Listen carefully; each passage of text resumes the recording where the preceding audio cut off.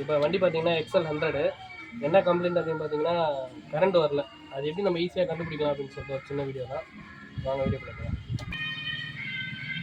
Current வருதான்னு பார்க்குறோம். Current வரல. ஃபஸ்ட்டு வந்து பிக்கப் காயில் லைன் கரெக்டாக வருதா அப்படின்னு சொல்லி பார்த்துக்கலாம். பிக்கப் காயில் அதாவது இன்ஜின்லேருந்து மேக்னெட் காயிலேருந்து போகிற அவுக்குறோம். மல்டிமீட்டரில் செக் பண்ணலாம்.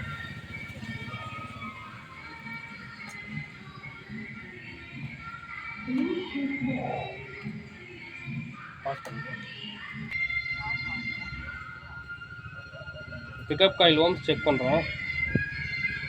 பார்த்தீங்கன்னா 135 140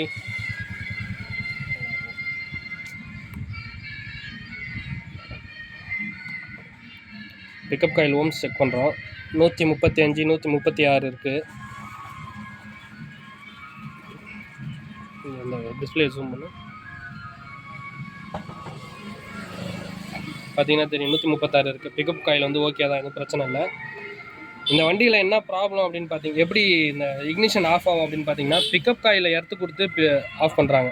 அது எப்படின்றது இப்போ பார்க்கலாம். இப்போ பிக்கப் காயில் வந்து நம்ம டேரெக்டாக என்ன பண்ண போகிறோம்னா இந்த ஹெச்டி காயில் வரதை கொடுக்க போகிறோம். டேரெக்டாக சாவி கனெக்ஷன் இல்லாமல் டேரெக்டாக கொடுக்க போகிறோம். இப்போ நம்ம இந்த வண்டிக்கு அடுத்தது என்ன தேவை அப்படின்னு பார்த்தீங்கன்னா ஒரு மெயின் தேவை. அதாவது இந்த ஆரஞ்சு கலர் லைன் சாவி லைன்லேருந்து வர மெயின் லைன் தேவை. அதை நம்ம இப்போ சாவி லைன்லேருந்து எடுத்துகிட்டு டேரெக்டாக அதாவது ஆர்ஆர் யூனிட்லேருந்து வர பாசிட்டிவ் டெர்மினல் எடுத்து இதில் வைக்கிறோம் டேரெக்டாக. இப்போ இதில் லைன் வருதான்னு சொல்லி செக் பண்ணலாம்.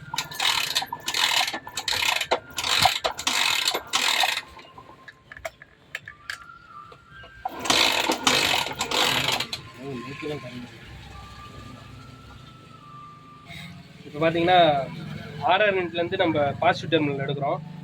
ஸ்பார்க் வருதான்னு பார்க்குறோம்.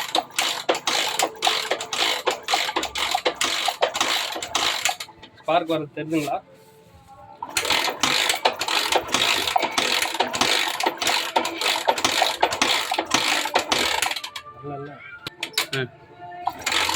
ஸ்பார்க் வருது. இப்போ நம்ம திருப்பி அந்த பாசிட்டிவ் எடுத்து காயிலோட பாசிட்டிவில் கொடுக்குறோம். இப்போ நம்ம வந்து லைன் சர்க்கியூட் ஃபுல்லாகவே முடிஞ்சிருச்சு.